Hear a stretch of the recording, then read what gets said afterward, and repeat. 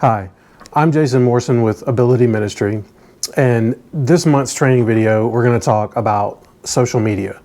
But before we kind of get into the nuts and bolts of the video, I kind of wanted to give you two quick things about what we're going to cover. First, this is really just for beginners. We're not going to talk about algorithms. We're not going to talk about what keywords you should be using on ads and ad budgets. Time of day kind of thing. This is really meant for people who might be intimidated by social media or who understand that they probably want to use it, but they're really not sure where to get started. Second, this really isn't going to be a sales pitch.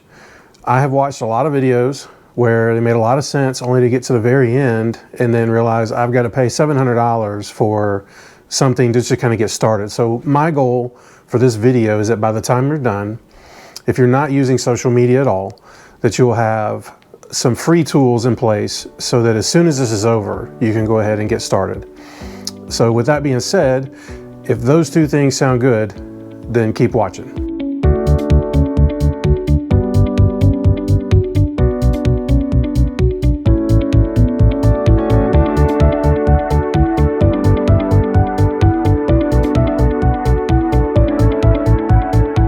Okay.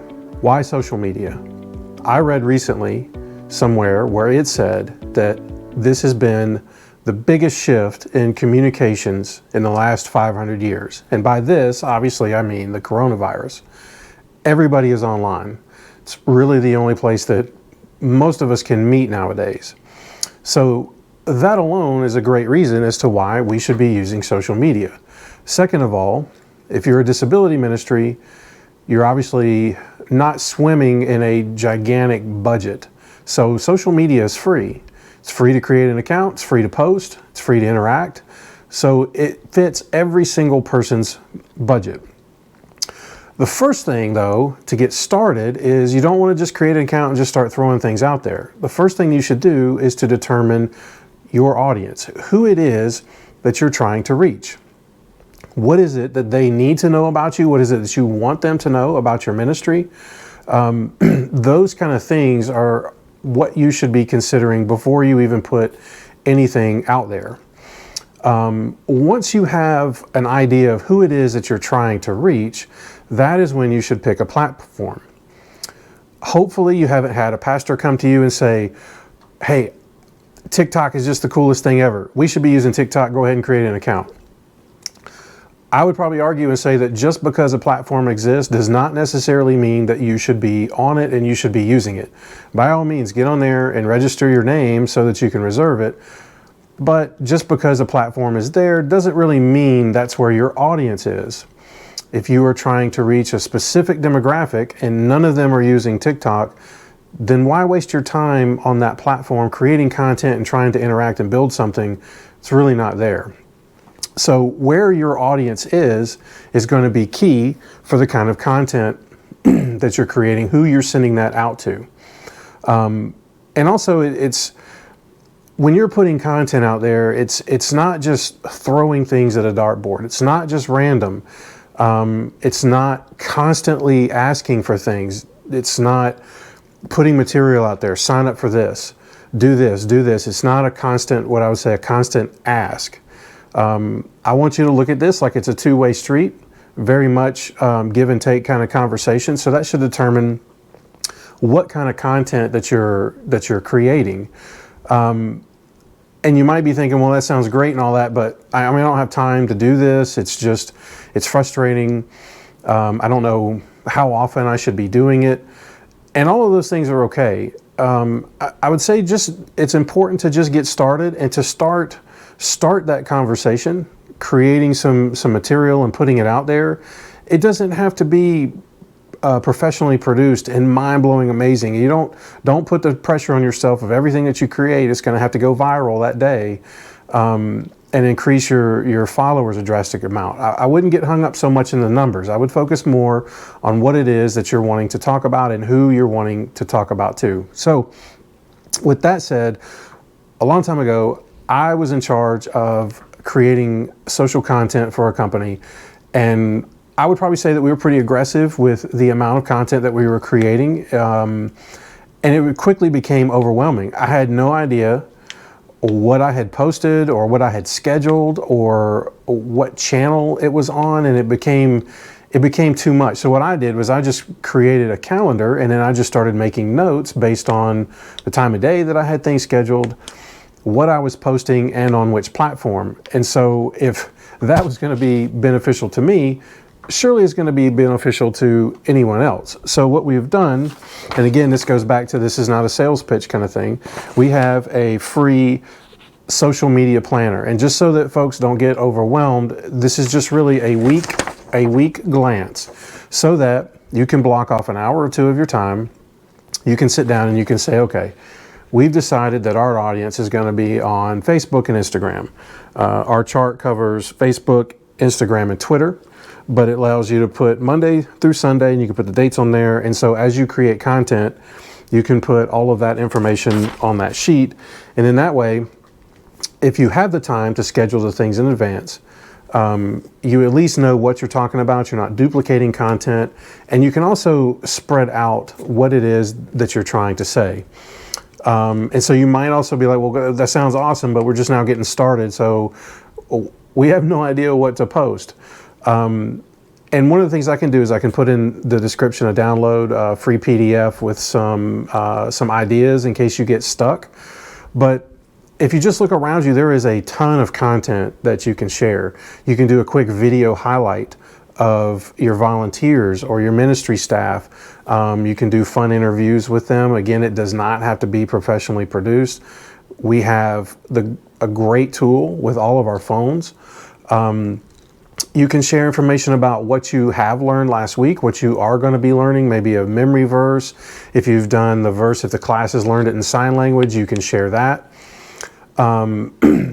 We also have, for free, a couple of 15-day Bible reading plans that you can download. Again, I'll put a link to that in the description. But those are really good things that you can highlight for your audience, and it gives them a look at who's running the show, what kind of things you're doing, the fun you're having.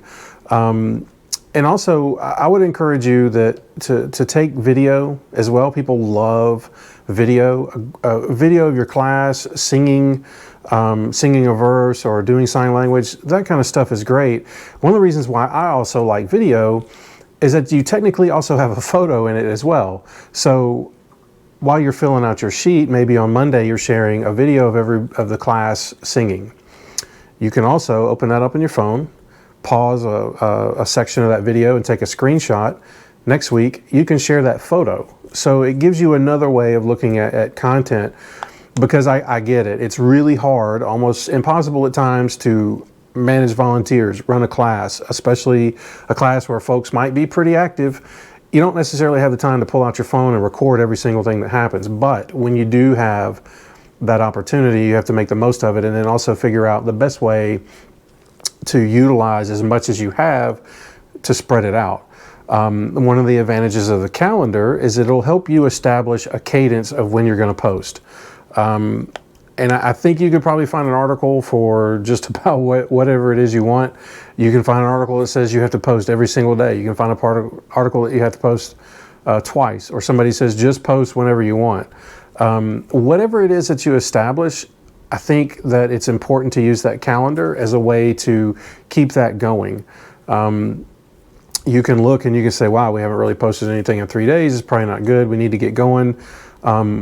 What have we posted? So instead of having to go back and look at every single one of your channels, you can easily refer back to our helpful chart. And I would say probably more important than, and it's really hard to say like one thing is more important than the other. But what you absolutely don't want to do is take the time to create a Facebook page, an Instagram account, a Twitter account, and you create all this stuff and you just get all excited and you post this stuff, and then you don't do anything else beyond it. I've always been a big proponent of saying that this is not necessarily marketing, but it's more communication. So I want you to consider that, and that communication is two-way, right? So think about it. If you've gotten on social media and you've wanted to reach out to somebody and they didn't respond to your comment, They didn't answer your message. They didn't acknowledge that you were there. That's a pretty cruddy feeling. So think about the opposite of when you do send a message and somebody hops on it right away. Somebody likes your comment. Somebody's like, hey, thanks. We really had fun, learning that memory verse this week, or this lesson was really cool because, boy, the class would not stop talking about it. Interacting with people, finding your families online, commenting and interacting with them. It's a really powerful thing. And it's something that you definitely want to keep up with. And it is work. I think a lot of people would say that one of their hesitations about creating so many accounts is that it does open up that door for yet another way for people to message you.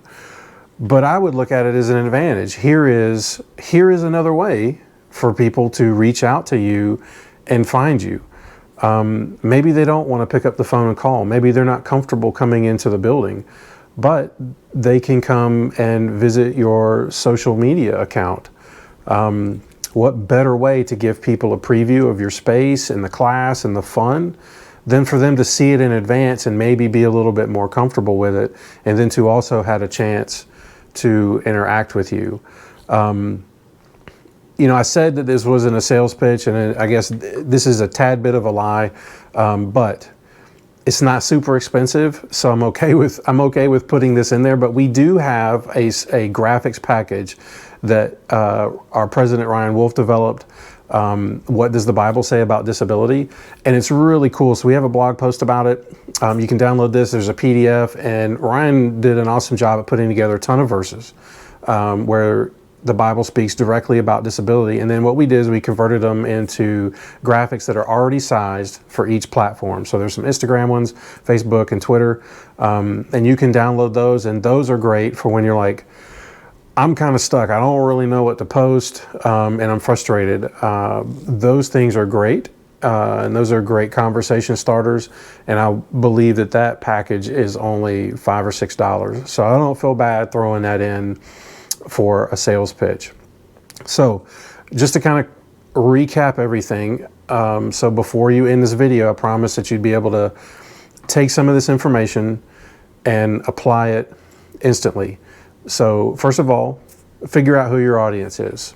Do you want to reach parents? Do you want to reach children, teens, adults, whoever affected by disability? Do you want to reach their families? And then there's a lot of research, and we could do a whole video on this about where to find it, but where to find the demographics for the people that are using those channels. And I would not try to do every single thing at once. It's okay to pick Facebook and just do that. It's okay to pick Instagram and just do that. Sure, you can do all of them. But don't beat yourself up when you get started, because it can make it difficult to keep going at first. Find your audience, pick your platform, and then hop on our website, download our weekly planner, and then as you are thinking about all of the content that you're wanting to create, you can jot it down. I'll also drop in the links some information about how to schedule content if that's something that you would like to do. But at the minimum, you could just set an alarm on your phone and say, hey, post whatever. And now you've got the sheet to do that. And then you can also visit our website and download the Bible reading plans that Ryan has put together. And then once all of that is going, it's important to keep engaging with your audience. So that was kind of a whirlwind. Like I said, it was really just for beginners, just for folks to want to get started. If you have found this helpful, or if you want us to cover something a little bit more advanced about your ministry being online, you can always reach out to us. We do offer free consulting for pretty much anything. So reach out to us, abilityministry.com. And if you have any questions, drop them in the comments and we will do our best to answer them. Thanks for watching.